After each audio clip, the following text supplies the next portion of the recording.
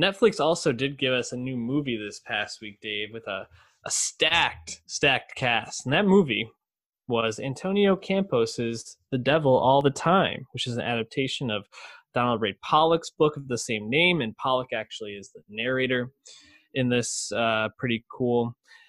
Interesting to note, Jake Gyllenhaal produced this, or was a producer on this, which is kind of funny because Dave's background picture is Robert Pattinson. I feel like if Pattinson wasn't the preacher, Jake Gyllenhaal could have played that preacher really well.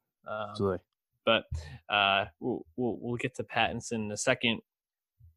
I guess to just describe the plot of this is there's a lot of plot, but basically the idea is there's a small town in what is it, Mississippi or don't we start in like Ohio. West Virginia area? Yeah, I think so. It's like West Southern Virginia, Ohio. I have Midwest Southern border. Yeah, it's Ohio. It feels Mississippi to me, but it's Ohio back in 1945. You have Bill Skarsgård playing a father to a young son. I guess he's not a father yet when you meet him. But yeah, comes back, has quite a bit of trauma, gets married, has a son. Very religious man. And kind of, I think that seems to be at the center of it, is like religion and as a corrupting force for people. And really, I guess, like, just summarize as briefly as we can, Bill Skarsgård commits, seems like, or has his wife die. Very distraught by that, starts to kind of lose his mind. Alvin, no, it's Arvin, I'm sorry. Which played by Tom Holland eventually, but witnesses these travesties. And Arvin then experiences a series of other tragedies throughout his life and then seeks vengeance. That's as succinct as I can be with it. I really enjoyed this film. Interesting. It's not a fun watch, but no. I thought for a movie that has some really heartbreaking and disgusting moments in a lot of ways, I actually really like Tom Holland in this. And I feel like for me, it was nice to see him not playing Spider-Man, not playing, the happy-go-lucky type character. So I really enjoyed that switch up. But I know you weren't as high on this movie as I was. Yeah, I mean, it is dark. It is cold. And I think part of it for me is that Bill Skarsgård stuff kind of serves as like a prologue for the plot. But it's a 45-minute prologue. Yeah. Like we don't get Pattinson or even Holland until a substantial part of the movie has happened, But for me, I think if they had tweaked this script in a few ways, I would have liked it a lot more. I think part of the weakness with the script is there's an over-reliance on narration. Just communicating things to us about the characters because they didn't write lines or frame the story in a way that the characters could tell us that themselves. Didn't like that at all. But for me, it was the stuff with Jason Clarke and Riley Keough. They're like serial murdering couple. Everything about them in their first like 3 scenes just felt completely superfluous and unnecessary to the actual like story we're watching. And then, of course, they get brought back into the main fold at the end in terms of like the brother character Sebastian Stan plays, and then of course Holland. That happens at the end, but like everything else in the beginning, they just felt like a big distraction, like kind of like a pain point in the script to me. But once we got Holland, I liked it a lot more, and I liked his stuff. And I think, as you said, with Tom Holland, he's still a young man, but most of his time has been occupied by playing Spider-Man. And we've gotten a few moments, right? You got Lost City of Z.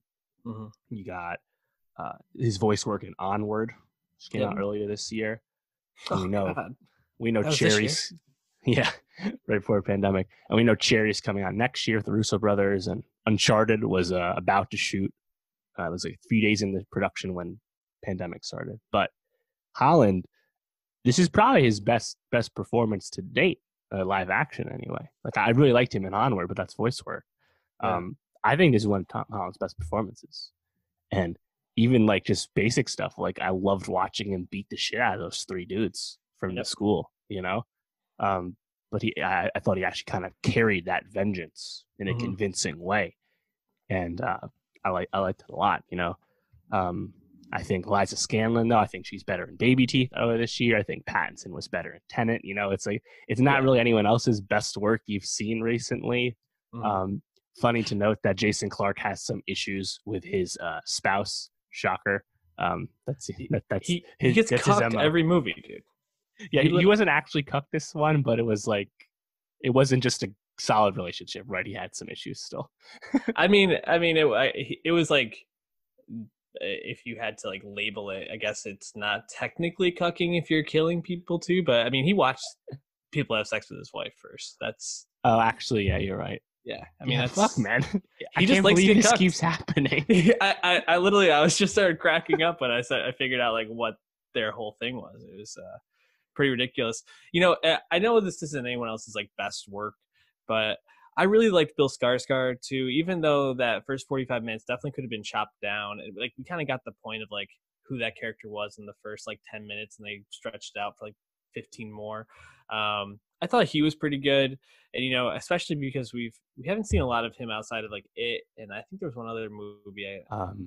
Villains. I really liked him in Villains right. last year, which was a underseen movie with Micah Monroe. He's quite good in that. But yeah, you're right. He's most well known for being Pennywise. Yeah, and then you know, Jason Clarke and Sebastian Stan, solid character actors at this point who have had their moments, but I don't think either one of them is like popped as like a traditional like star. You know, like they're probably always going to be in that B, C list.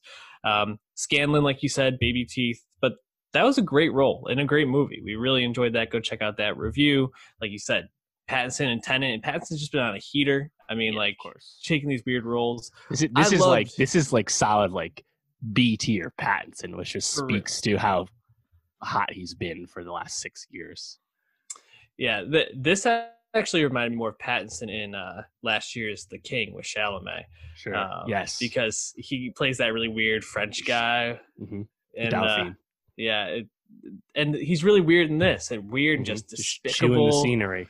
Yep, and that scene when Holland comes to kill him, and like they're going back and forth, like that moment was so tense, and I really enjoyed that. And that, you know, you were talking about the script, and I think that's actually a really good point, because I feel like all the stuff with Sebastian Stan and all the stuff with Jason Clarke and Riley Keough could have even just been cut out in a way. Yeah, like just definitely. make the movie about, you know, Arvin, you know, getting vengeance for his family against this church, which has done them wrong throughout the years. But, you know, I'm sure that there's a bigger meaning to it that maybe I'm missing with Clarke and Keough and Sebastian Stan, just kind of representing the evilness of this town. Do you think this is like a movie that could have a sequel down the line? Because it kind of felt like it was left open-ended at the end a bit, with him kind of, you know, getting away from the town. But I mean, there's not a whole lot of history for movies as bleak getting sequels. You know, True. I mean, Sicario got a sequel that immediately came to mind. Like, apart from horror movies, like, I don't know. That's a good question. You know, I'm curious how this compares to its book counterpart. You know, yeah, I would probably bet against that, but just because, like, I don't know, is anyone dying to be back with Arvin again? Like, I don't know about that. Yeah, no, this is such a bleak movie. It probably won't be, but you know, I wouldn't mind seeing Holland doing more stuff like this. Oh, no doubt about that. For sure. I'm curious to see what Cherry's like. You know, that's I believe that's a really and the source material, I believe, is like really violent in that, really dark as well. So, but I was reuniting with the Russos, so that'll be interesting.